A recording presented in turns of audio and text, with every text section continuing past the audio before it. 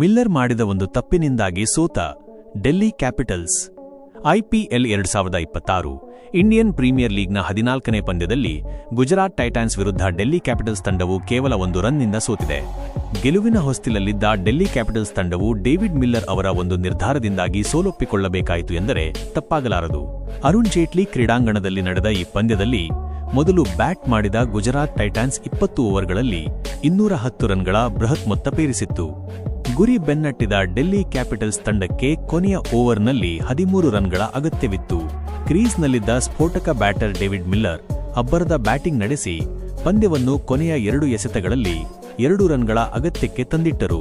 19.5ನೇ ಎಸೆತದಲ್ಲಿ ಪ್ರಸಿದ್ಧ್ ಕೃಷ್ಣ ಅವರ ಬೌಲಿಂಗ್ನಲ್ಲಿ ಮಿಲ್ಲರ್ ಚೆಂಡನ್ನು ಡೀಪ್ ಸ್ಟೈರ್ ಲೆಗ್ಗೆ ಹೊಡೆದರು. ಈ ವೇಳೆ ಸುಲಭವಾಗಿ 1 ರನ್ ಓಡುವ ಅವಕಾಶವಿತ್ತು. ಆದರೆ ಅತಿಯಾದ ಆತ್ಮವಿಶ್ವಾಸದಲ್ಲಿದ್ದ ಮಿಲ್ಲರ್ ನಾನ್ ಸ್ಟ್ರೈಕರ್ ಎಂಡ್ನಲ್ಲಿದ್ದ ಕುಲೀಪ್ ಯಾದವ್ ಅವರನ್ನು ವಾಪಸ್ ಕಳುಹಿಸಿ ಸಿಂಗಲ್ ಓಡಲು ನಿರಾಕರಿಸಿದರು.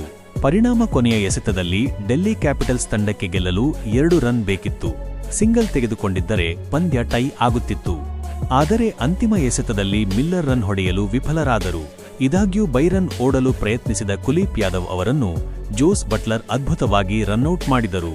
ಈ ಮೂಲಕ ಗುಜರಾತ್ ಟೈಟಾನ್ಸ್ ತಂಡವು 1 ರನ್ನ ರೋಚಕ ಜಯ ಸಾಧಿಸುವಲ್ಲಿ ಯಶಸ್ವಿಯಾಯಿತು.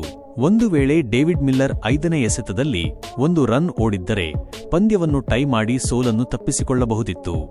ಆದರೆ ಆ ಒಂದು ನಿರಾಕರಣೆಗೆ ಡೆಲ್ಲಿ ಕ್ಯಾಪಿಟಲ್ಸ್ ಸೋಲಿನ ಬೆಲೆ ತೆರಬೇಕಾಗಿ ಬಂದಿದೆ. ಇದೀಗ ಮಿಲ್ಲರ್ ಅವರ ಈ ನಿರ್ಧಾರ ಕ್ರಿಕೆಟ್ ವಲಯದಲ್ಲಿ ಭಾರಿ ಚರ್ಚೆಗೆ ಕಾರಣವಾಗಿದೆ. ಅವರು ಕುಲೀಪ್ ಯಾದವ್ ಅವರ ಮೇಲೆ ಭರವಸೆ ಇಡಲಿಲ್ಲವೇ? ಅಥವಾ ತಾನೇ ಪಂದ್ಯ ಮುಗಿಸುತ್ತೇನೆಂಬ ಅತಿಯಾದ ಆತ್ಮವಿಶ್ವಾಸ ಮುಳುವಾಯಿತೆ ಎಂಬ ಪ್ರಶ್ನೆಗಳು ಎದ್ದಿವೆ. ಒಂದು ವೇಳೆ ಸಿಂಗಲ್ ಪಡೆದಿದ್ದರೆ ಪಂದ್ಯ ಕನಿಷ್ಠ ಪಕ್ಷ ಸೂಪರ್ ಓವರ್ ಹಂತಕ್ಕೆ ತಲುಪುತ್ತಿತ್ತು. ಒಟ್ಟಿನಲ್ಲಿ ಗೆಲ್ಲಬಹುದಾಗಿದ್ದ ಪಂದ್ಯದಲ್ಲಿ ಸೋಲುವ ಮೂಲಕ ಡೆಲ್ಲಿ ಕ್ಯಾಪಿಟಲ್ಸ್ ತಂಡವು ಅಂಕಪಟ್ಟಿಯಲ್ಲಿ ಮಹತ್ವದ ಸ್ಥಾನ ಕಳೆದುಕೊಂಡರೆ, ಗುಜರಾತ್ ಟೈಟಾನ್ಸ್ ತಂಡವು ಅದೃಷ್ಟದ ಗೆಲುವಿನೊಂದಿಗೆ ಸಂಭ್ರಮಿಸಿದೆ.